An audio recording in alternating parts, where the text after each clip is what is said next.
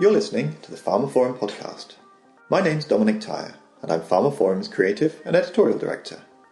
For episode 18 of the podcast, Seekster's Adi Aryanpur joined me on the phone from San Diego for a discussion about digital health data and getting the multitude of different systems out there to talk to each other. Concerns about such interoperability are high on the agenda right now. For its part, Seekster gathers patient data, such as electronic health records, genetic information, and fitness results from wearables, and its aim is to improve clinical trials and patient engagement. A biotech and digital health entrepreneur, Adi also talked about Seekster's recent deal with a major pharma company that wants the startup to be a cornerstone of its digital health strategy. You can find more details of this episode, including a download link for the podcast and information about other installments in the series at pharmaphorum.com/podcast. The pharmaphorum podcast is also available on iTunes, Spotify, Acast and Stitcher, where you can find and subscribe to it by searching for pharmaphorum.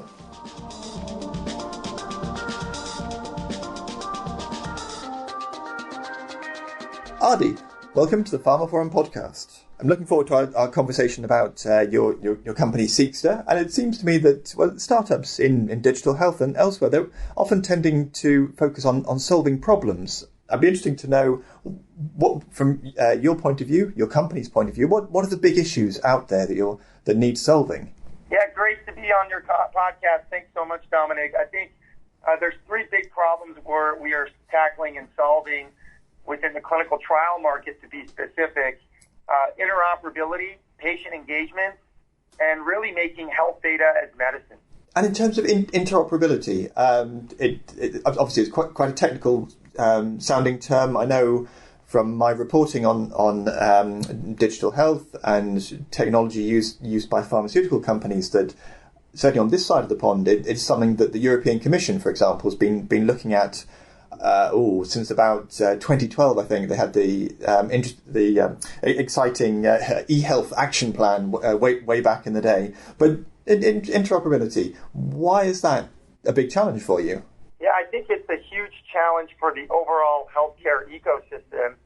It doesn't matter if you're a pharmaceutical company, a provider, or a payer, or even a big consumer brand. But specifically within pharma, interoperability is the ability of different information systems, devices, applications to access and exchange and integrate, the use of data in a coordinated manner.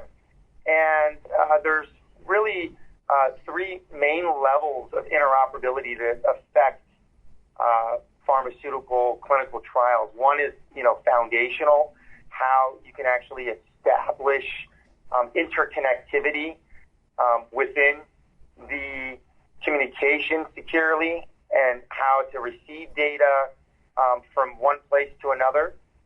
There's also the structural interoperability, which defines the format, the syntax, the data exchange, including the data field level of interpretation.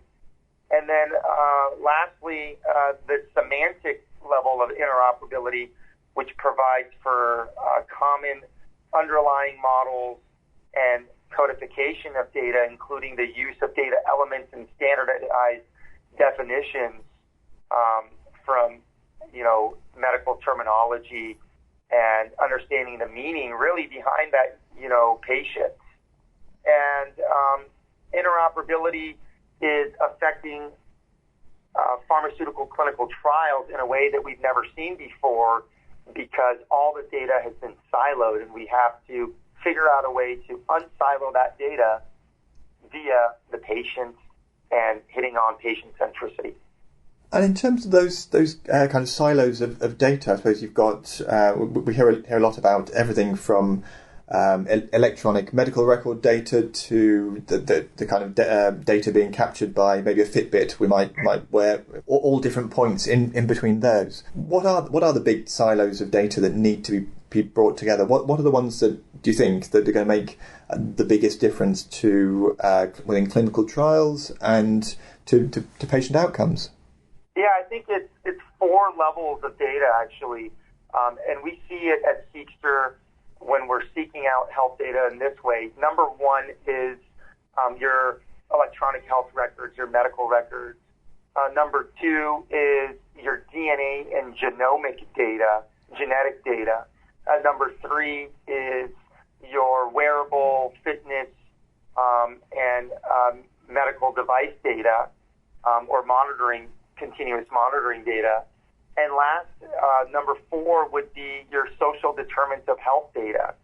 So those 4 data points are crucial to clinical trials being successful, and involving the patient is essential in tackling this big problem of interoperability, as well as how we can improve patient outcomes through trials.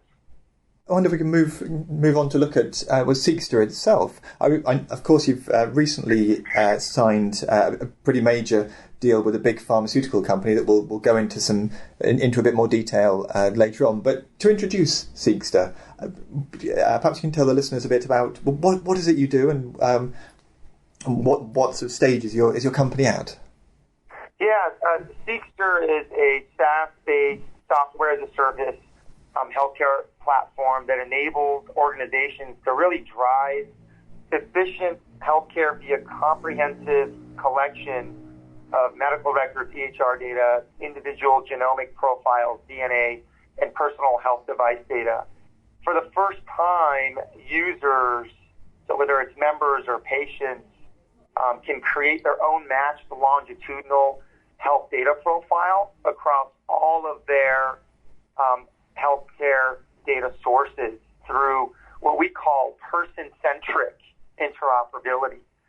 And we are now integrated with, over 3,600 major hospitals, as well as over 150,000 small doctor offices and clinics, have access to over 35 million DNA sequencing results, as well as probably close to having access to 200 million wearables and fitness monitors and continuous monitoring devices. So we're really excited about the technology that we built and can be deployed as a Seekster research portal specifically for clinical trials and the pharma space. And we're definitely very excited about our involvement with a major global pharmaceutical company such as Takeda. And in terms of the data inputs that you've been gathering together, are there any ones left that you've yet to add in but would like to a little bit further down the road, or do you feel you have a critical mass of all of the core data silos that you can bring together? Yeah, great question. It's not really about, what is missing, because what we did at Seekster is actually we funded the dirty work that no one really wanted to do, as I always say. And we fell on interoperability by accident by creating a patient-mediated, method where we're able to rapidly aggregate any type of data source and standardize and harmonize all that data, empowering an individualized health record, as I call it. And whatever data sources are existing digitally, we can actually have access to for both the patient and the enterprise. We've also created a RESTful API where we're able to share that data via the consent and reconsenting of individuals with enterprises such as pharma. So it's really exciting to have really cracked the interoperability through the patient and developed this technology that allows us to pull in information and stitch it all together and consolidate it in one common form. And in terms of the person-centric interoperability that you mentioned, what does that mean to you as a company? Yeah, I think, every company has to have some sort of mission to be able to get this far. And we were lucky enough to always start with the patient at the beginning of the day and end with the patient at the end of the day. And that is what has been missing, I think, in healthcare in general. clinical trials, but we always think provider to provider, or, pharma to pharma, or payer to payer. We never have, until recently, I think, from the market, focused on the patient. And 2020, just coming back from JP Morgan Healthcare Conference last month, was the first year in my career, in the past almost 2 decades, attending JP Morgan Healthcare Conference, that patient centricity was front and center, and the number one priority for pharmaceutical companies. And so we're so excited about the opportunities that are not only just coming to Seekster because of the technology that we have created and deployed, but more importantly, how we're able to involve the patients at the center of their healthcare to disrupt all these data silos of the EHR data, episodic data, the baseline genetic data, DNA data, and the continuous monitoring, wearable fitness data, all together in one place, and allowing those patients to share that data on their terms. Mm-hmm. And so that's what the whole essence of patient-centric interoperability means to us. And we've stuck to that mission, and that is where we've been able to expand on this technology because of our mission. Mm-hmm. Well, and it's clearly a mission that's resonating with a number of people in the pharmaceutical world, not least Takeda Pharmaceuticals, who, of course, you've secured strategic investment from via their Takeda Digital Ventures arm. Can you tell us a bit about how that came about and what it involves? Yeah, we've had, a lot of interesting discussions with global major pharmaceutical companies who have contacted us to see what our technology is all about, and we couldn't be more excited and thrilled about our partnership with Takeda Pharmaceuticals and Takeda Digital Ventures. I think Takeda, being a forward-thinking company, and having just came off, I think, the biggest acquisition in pharma recently, purchasing Shire for almost $63 billion in 2019, sets an example for where the pharma companies are really going to. And, Takeda now being combined with Shire as a very large, global pharmaceutical company that has to have some sort of digital health strategy is front and center, and we're really excited that we can be part of that story now and help with how we can strategically tackle the challenges in improving patient outcomes and combining our interoperability technology with patient engagement. There's, almost over 80% of clinical trials are delayed. More than 50% of clinical trials fail to recruit patients. And there's been reports that almost 80% of patients believe pharma companies have a responsibility to provide, some sort of product or service associated with their other products. And so the Seekster Research Portal and the Seekster technology hitting on interoperability and patient engagement was just a perfect market and product fit. Mm-hmm. And in terms of what Takeda have been saying about Seekster, there's some fairly nice comments from the company when the news broke. I think they termed it that Seekster it's going to be a cornerstone of their digital health strategy. It's quite an exciting, important claim from them. What are you hoping to achieve by working with them in terms of clinical trials or patient engagement? Yeah, I think all of these pharma companies have been looking for some sort of better vision for patient experiences, and they've been looking for some sort of patient-centric technology foundation that can seamlessly enable a personalized experience and deliver on not just patient outcomes, but generate actionable data. With Seekster, we do exactly that.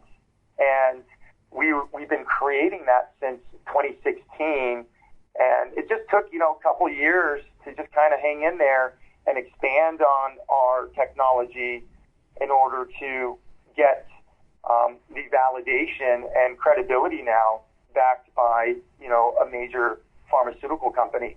I think it speaks volumes to, the hard work that the engineering team at Seekster has done, and where this is going to go to next is much more exciting than the news that just broke last week with Takeda Pharmaceuticals investing in Seekster. I think you will see a lot of new developments coming out of Seekster that are tackling these big challenges with interoperability and patient engagement, and how we can really advance medical research. And more importantly, as I say, with Seekster, any pharmaceutical company can make health data as medicine now. And that is so important to me personally, and it is so important to our company. It's been a vision that we've had for quite some time. How do you actually make health data as medicine? And the way to do that is to involve the patient with all of the data in a common form. And you can't do that unless you create a technology that can standardize and harmonize all that data. And this is where now we're connecting not just the dots in healthcare and health data, but we are connecting the dots in the workflow process of starting with the patient and, leading to engagement and finishing off with improving that outcome so that, we can make better drugs. And perhaps a good place to finish up for this episode of the pharmaphorum podcast is to look ahead to see what's on the horizon for interoperability. We know it's, of course, certainly on the radar and a key objective for folks like the Centres for Medicare and Medicaid Services, the Office for the National Coordinator for Health Information Technology. So potentially there may be rules coming through. One imagines. What do you see on the horizon for interoperability in digital health? Yeah, actually, the CMS ONC guidelines are, I think, the most important rules that are going to be coming out soon. I'm anticipating that they would come out probably around HIMSS meeting, which is March 9th to the 13th. That's just my guess. Mm-hmm. If they were going to announce any type of development, I would imagine that they would do it at HIMSS 2020 in Orlando, which we will be also speaking at that conference. But I think what's really important is the fact that we've been able to create a technology that is actually compliant with the latest CMS ONC guidelines. With our Seekster 5.0 release just last month, we've added new digital health features that include the fast healthcare interoperability resources, which is known as FHIR integration. But what's great about Seekster is we're not dependent on the FHIR integration alone, because we created that interoperability proprietary technology and had this nationwide, coverage. And that harmonization of health data and the API to share data in a comprehensive, enterprise scale platform for payers and pharma is going to be so important.